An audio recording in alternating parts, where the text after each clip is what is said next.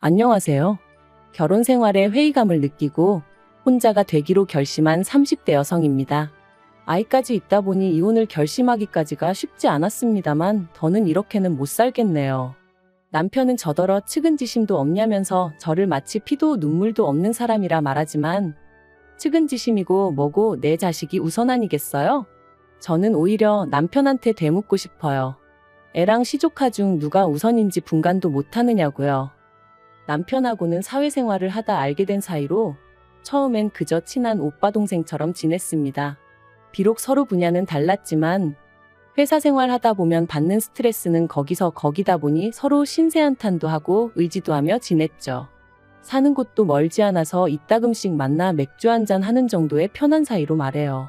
그런데 그렇게 지낸 지 몇 년이 흘러 제 나이 30, 남편 나이 32이 되었을 때 남편이 뜬금없이 결혼 전제로 한번 만나보자더라고요. 처음엔 생각지도 못한 남편의 말에 당황스럽기도 하고 한편으론 날 뭘로 보고 저런 소리를 하나 싶어서 기분이 좋지만은 않았어요. 그래서 장난치지 말라니까 진심이라며 한번 생각해보라나요? 그리고 저는 일주일 동안 고민한 끝에 그러자 했습니다. 솔직히 결혼 전제라고 해도 아니다 싶으면 헤어지면 되는 거지 얼마나 큰일 나는 것도 아니다 싶었거든요. 게다가 곰곰이 되짚어보니 그래도 사람이 성실하고 한결같다는 점, 그리고 저를 포함한 주변 사람들한테 잘하는 점이 마음에 들기도 했고요. 한편 알고 지낸 세월이 있다 보니 갑자기 사귀기로 했다고 해서 뭐가 크게 달라지진 않았어요. 그렇다고 서운했냐 하면 그것도 아니었죠.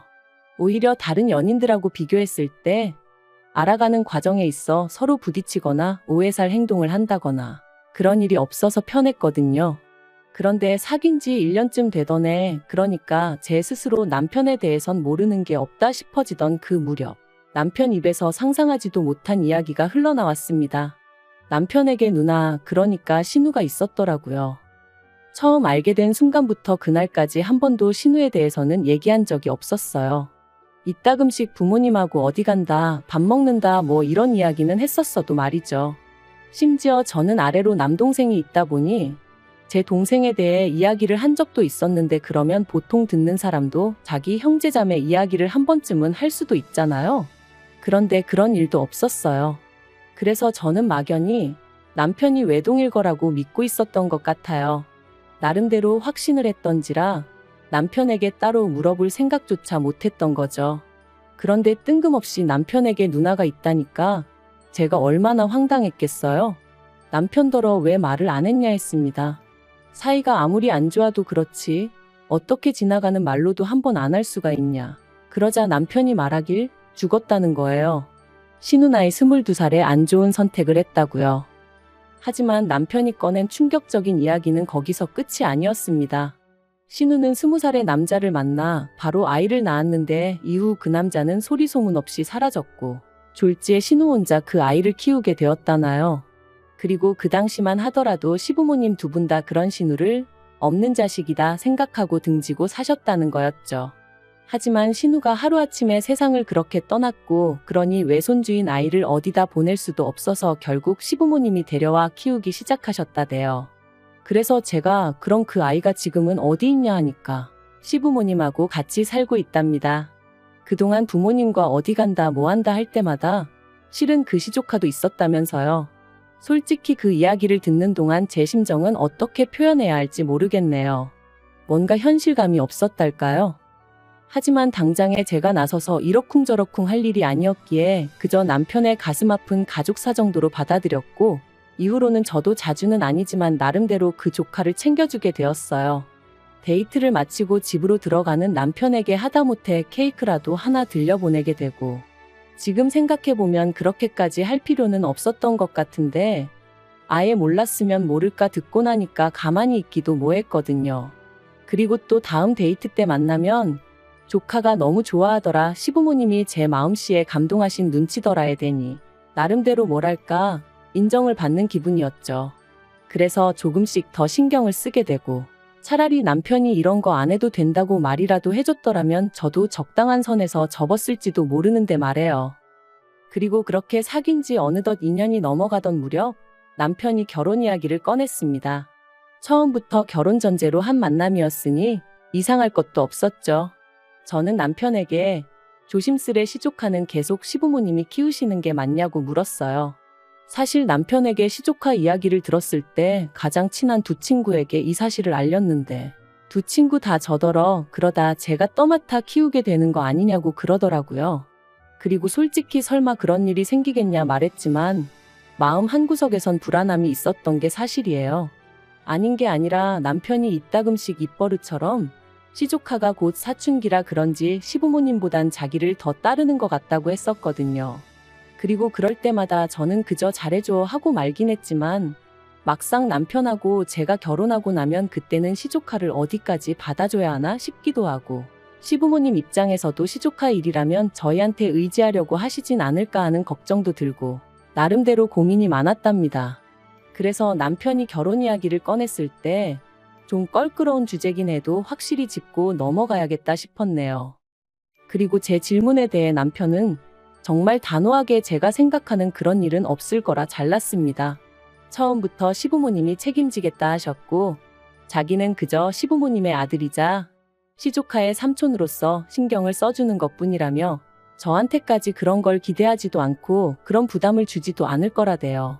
여담이지만 남편의 태도가 어찌나 단호하던지 안심이 되면서도 동시에 저렇게 칼 같은 구석이 있었나 싶더라니까요. 아무튼 그래서 남편의 말만 믿고 결혼을 진행했습니다. 친정부모님도 저와 같은 걱정을 하시는 눈치시긴 했지만 남편이 아니라고 하니 더는 뭐라 추궁하지 않으셨고요. 그런데 문제는 저희가 식을 올리고 얼마 지나지 않았을 무렵이었습니다. 하루는 어머님이 연락도 없이 저희 집에 오셨는데 시조카랑 함께더라고요.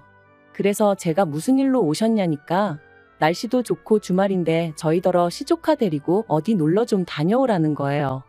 당황스러웠지만 곧바로 죄송하다. 저희 부부끼리 선약이 있다 말씀드렸습니다. 거짓말이 아니라 그날 오후에 지인 부부랑 식사를 하기로 되어 있었거든요.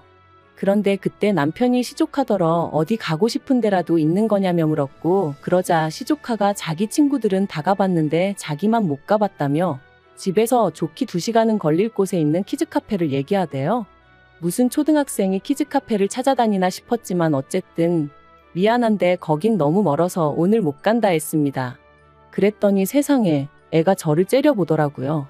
그러면서 한다는 말이 제가 외숙모한테 가자고 한 거 아니잖아요 하는데 어이가 없었죠. 그리고 애가 그러면 어머님이라도 나서서 뭐라고 한마디 하셔야 하잖아요. 그런데 어머님은 못 들은 척하고 계셨어요.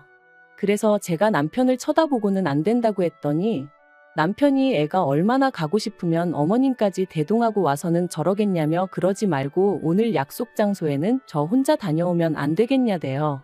그리고 그런 남편의 말에 저도 너무 화가 나서 그러라고 그러곤 차키를 챙겼어요. 그랬더니 남편이 차는 자기가 써야 된다면서 저더러 지하철 타고 가라는데 화가 얼마나 나던지 그래서 제가 내 차거든 하고 소리를 질렀습니다. 그랬더니 이번엔 어머님이 저더러 너는 심보가 왜 그러냐? 애를 상대로 유치하게 그러시더라고요. 너무 화가 났어요. 짜증도 났고요. 애가 예의가 있는 것 같지도 않지. 그렇다고 어머님이나 남편이 저한테 미안해하는 것 같지도 않지. 그 누구도 제 기분은 아랑곳하지 않는데 왜 제가 무조건 받아줘야 하는 건지 이해할 수가 없었죠. 하지만 이런 일은 이때뿐만이 아니었습니다. 초등학생 시조카 생일을 축하해줘야 한다고 저희가 시댁에 내려가야 하는 것도 황당했는데 가서는 저랑 상의도 없이 애 손에 떡하니 30만 원을 쥐어주더라고요. 그리고 애는 고맙다는 말 대신 외숙모는 저 아무것도 안 주냐고 묻대요. 그래서 응 삼촌이랑 나는 한 세트야 했더니 아 어이없어 그러고는 짜증을 내는데 마음 같아선 정말 한 대 딱 때렸으면 좋겠더라니까요. 한편 그러다 제가 임신을 했고 시조카도 어느덧 중학교에 들어갔어요. 제가 임신을 하니 시조카를 향한 남편의 관심도 어느 정도는 사그라드는 듯 했고요. 그런데 그때부터 시조카가 저희 남편한테 집착을 한다는 게 느껴졌습니다. 하루가 멀다 하고 자기가 삼촌한테 상의할 게 있다며 문자고 전화고 어지간히 해댔거든요.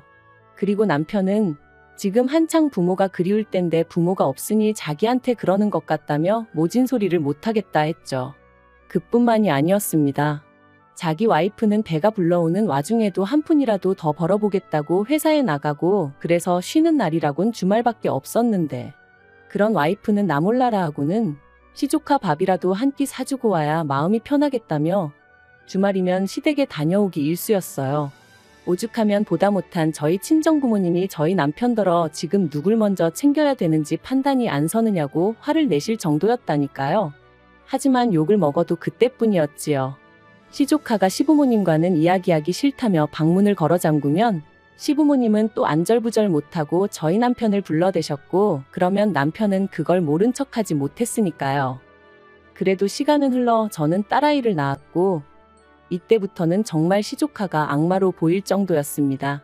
시부모님을 어떻게 구워 삶은 건지 이 핑계 저 핑계를 대가며 어떻게든 저희 부부를 한 달에 2번은 시댁에 내려오게끔 만들었고, 시부모님과 남편의 관심이 저희 애에게 향하기라도 하면 어찌나 저희 애를 노려보던지 해코지라도 할까 싶어 저는 한순간도 저희 애한테서 눈을 뗄 수가 없었어요. 게다가 매번 자기가 이게 먹고 싶네 저게 먹고 싶네 해서 애를 데려가기도 참으로 난감한 식당만 골라대질 않나. 차에 탈 때도 보란듯이 지가 앞자리를 차지하고 앉아서는 저희 남편하고 둘이서만 조잘조잘. 저는 뒷자리에서 빽빽 울어대는 애만 끌어안고 이게 뭐하는 짓인가 싶은 기분이었거든요. 남편은 시조카가 그러는 게 사람 정이 그리워서 그러는 거라지만 그것도 정도가 있어야지. 왜 그 정을 내 남편한테서만 찾는 건지 미치고 팔짝 뛰겠더라고요. 그래서 결국 올해 초 제가 남편한테 시조카랑 거리를 두라 했습니다.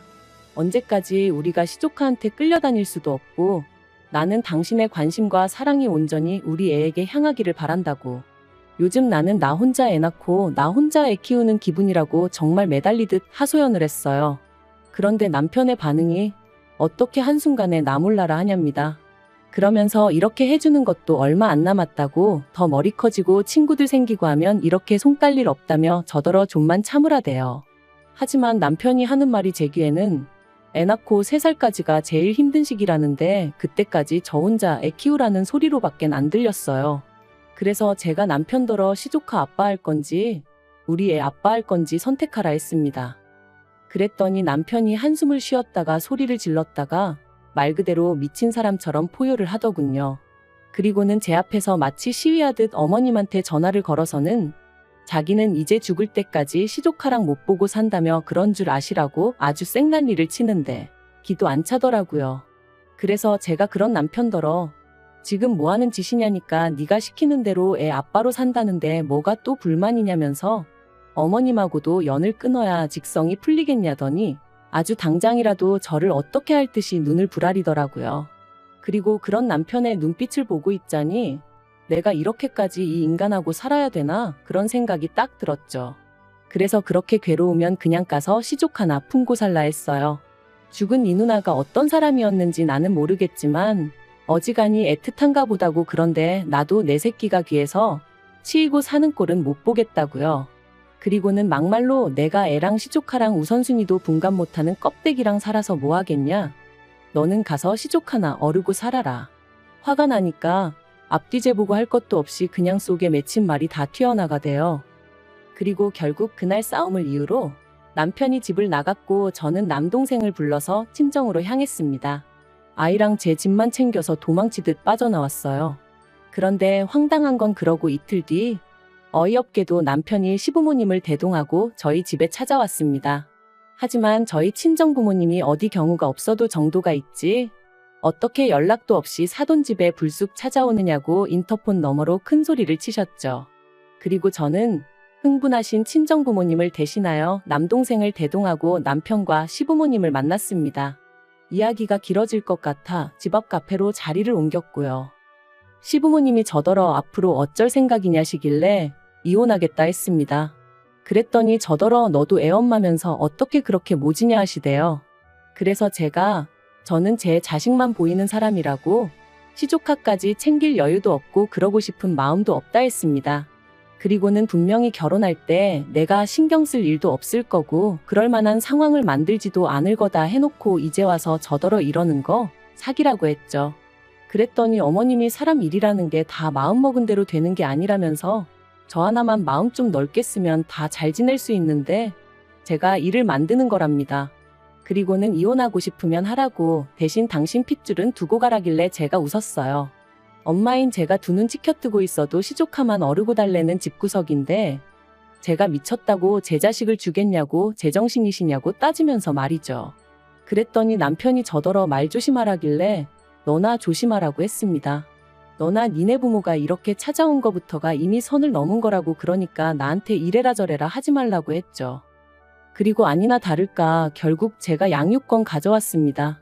남편한테 한 달에 양육비 70만 원씩 받기로 되었고 남편이 애 보러 일주일에 한 번씩 오는 걸로 얘기가 되었죠. 어차피 보고 살 거면 뭐하러 이혼했냐 하는 사람도 있는데 오히려 속이 편해요. 어차피 일주일에 한 번이니 남편도 그날만큼은 시족하고 나발이고 얘기 안 하고 조금이라도 애랑 더 같이 있으려고 애를 쓰거든요. 그리고 시부모님한테는 이혼한 이후로 지금까지 한 번도 애 보여드린 적 없어요.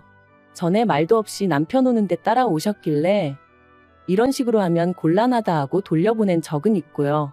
솔직히 앞으로도 몇 년이 될지는 모르겠지만 보여드릴 생각은 없습니다. 남편이 사진 찍어가고 그걸 보여드리고 그러는 것까지야 제가 못 막지만 직접 대면시켜드릴 생각은 추호도 없어요.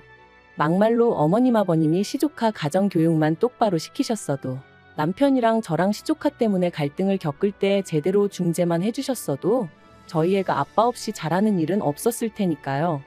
그래서 저는 지금도 남편에 대한 원망도 있지만 시부모님이 죽을 만큼 밉습니다. 속 편한 사람들이야 부모도 없는 애한테 제가 너무 각박하다 하겠지요. 하지만 저는 계속해서 말했듯이 제 자식이 제일 중요합니다. 남편이 저희 가정을 제대로 챙기고 남는 시간에 시조카를 챙겼다면 저도 얼마든지 남편을 믿고 따랐을 거예요. 하지만 남편이 먼저 가정을 등한시했으니 뿌린 대로 거두는 법 아니겠어요? 저는 지금까지 그랬듯이 앞으로도 저와 제 자식의 행복만 바라보며 살 겁니다. 그게 제가 사는 이유니까요.